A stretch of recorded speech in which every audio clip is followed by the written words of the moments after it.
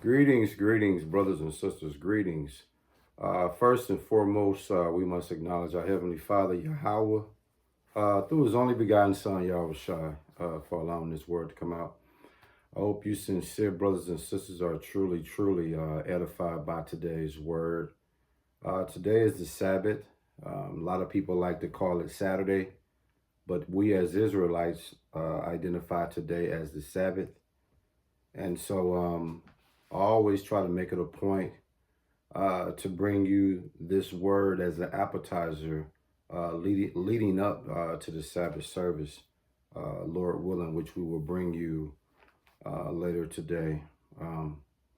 What I want to speak about this morning, brothers and sisters, is let me just say this. I want to name this word: don't allow beef and bickering to tear us apart from our loved ones and friends. I want you to pause for a minute and think about the title of this word. Again, the name of today's word on the Sabbath is don't allow beef and bickering to tear us apart from our loved ones and friends. Okay. In the world that we live in today, man,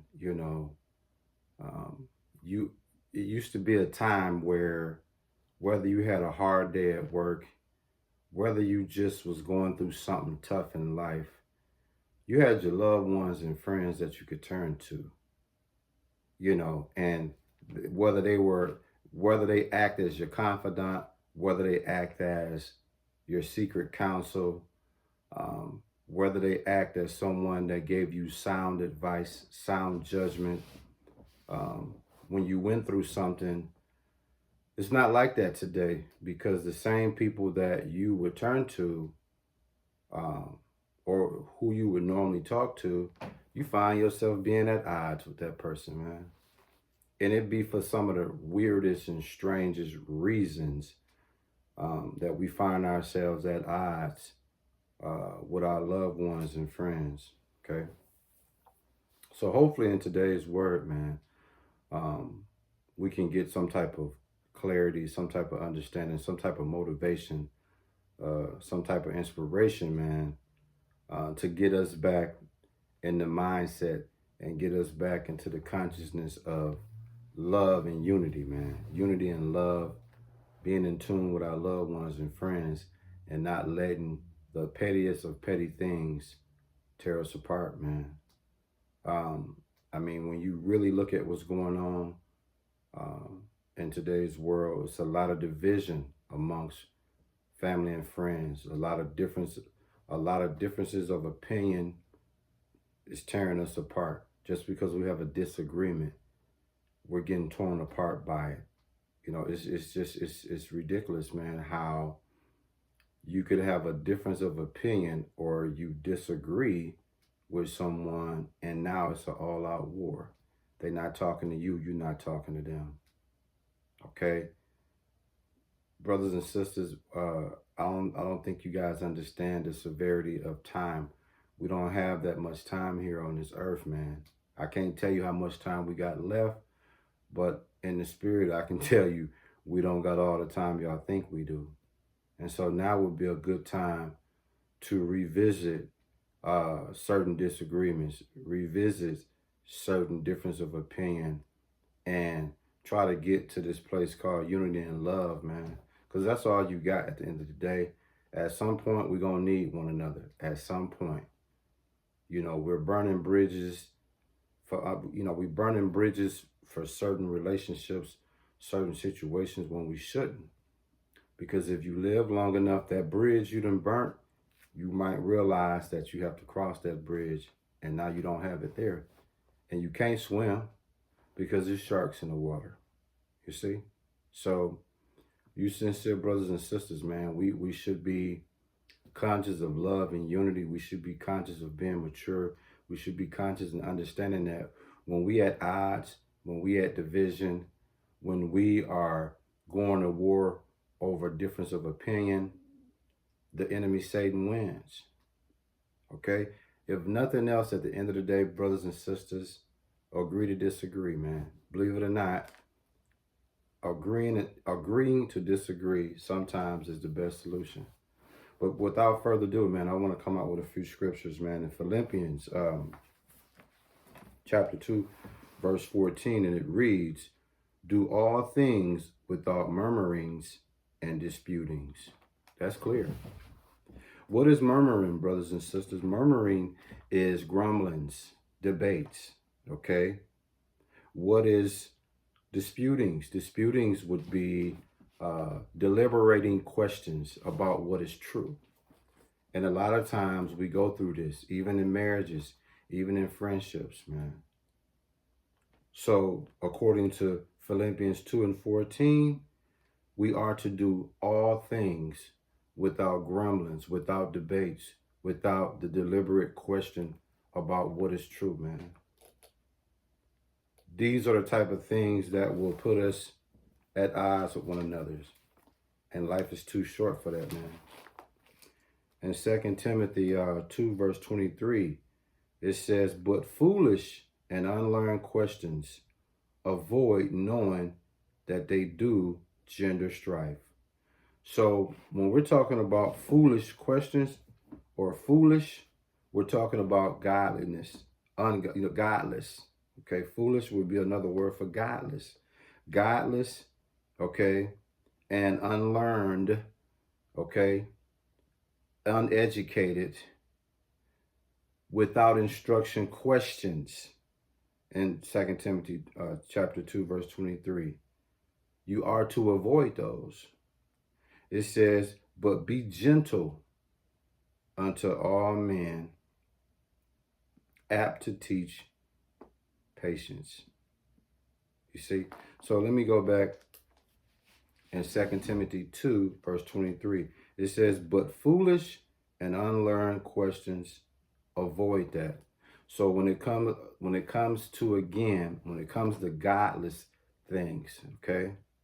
When it comes to uneducated questions without instruction, when it comes to that, you are to avoid that. Why? Because it says in 2 Timothy 2, verse 23, knowing that they do gender strife, that they do generate strife, generate engaging in war of words. You see? Verse 24, and the servant of the Lord must not strive. Again, engage in war of words. Okay? But be gentle unto all men, apt to teach, patient. Even as a man of the Lord, man, we can't engage in war of words, man. Okay, we have to be gentle. You see? What's the name of the lesson, man? Again, don't allow beef and bickering to tear us apart from our loved ones and friends, man. Cold-blooded. And we're going to close it out in Proverbs 20, verse 3, and it reads, it's an honor for a man to cease from strife, but every fool will be meddling. Listen to that. So in Proverbs 20 and 3, again, it said, it is an honor. It's a mark of honor, okay, for a man to cease from strife, from controversy, from beef, from bickering, okay? But every fool will be meddling. Every fool will interfere. Every fool will involve himself. Every fool will tamper with anything that's peaceful, man. So again, like I said, brothers and sisters, you know, we don't have all this time that you think we got. And I just feel like, you know, it's just such a shame when you really look at how we may be at odds with somebody. You know, I had a friend that I was down with for over 20 years. This guy was and is the godfather of my two daughters. And we had a simple falling out over the name of the Lord. And I won't go all the way into it, but I would just say it was something that could have been something that I thought was water over a bridge. I thought we was past that. And this person to this day obviously still feel a certain way about that situation. And that's what I'm saying. Something like that, man. Division, difference of opinion, disagreements, man, will, cause a long-term thing to just go away, so to speak. Something as simple as agreeing to disagree and getting back to the love and unity. I see marriages go through this. I see relationships go through this. I see friendships go through this. It's unfortunate, fellas. Let me just share this with you guys just to show you just how simple that this is, man. The number 6, depending on the perspective of how you look at the number 6, somebody might interpret number 6 as being number 9. I can see that, depending on the perspective of how you look at the number 6, depending on your perspective, it could be 9. So you got one person saying, no, that's a 6. And you got another person saying, no, that's a 9. Now y'all gonna go to war over whether it's a 6 or 9. Depending on the perspective, how you look at that number, both of y'all could be right. But still, y'all end up going to war not knowing both of y'all perspectives was right. From their perspective, it was 6. From that other person's perspective, it was a 9. But still, here we go arguing over that, going to beef over that. These are the type of things, brothers and sisters, we shouldn't allow us to tear us apart, man. Or I'll close it out on this one. Let's say you and your wife is having a simple disagreement. And guess what the disagreement when it comes to a glass of water? Y'all going to war, or y'all at odds, about to tear the house up over a glass of water. When it comes to the glass of water, here's when the argument comes in. The wife says it's a half full glass of water. The husband says it's a half empty glass of water. Now y'all arguing, barking, going back and forth over who's right, not knowing both of y'all are right. Listen to what I just said, fellas. A half full glass of water versus a half empty glass full of water. It's the exact same thing. It's right in the middle. The glass of water is right in the middle. But both of y'all arguing, fighting, at odds at one another. And then y'all stay in that space until somebody agrees that the other person was right. Unbelievable, man. So that's all I got for you, sincere brothers and sisters. Just be conscious and understand, man.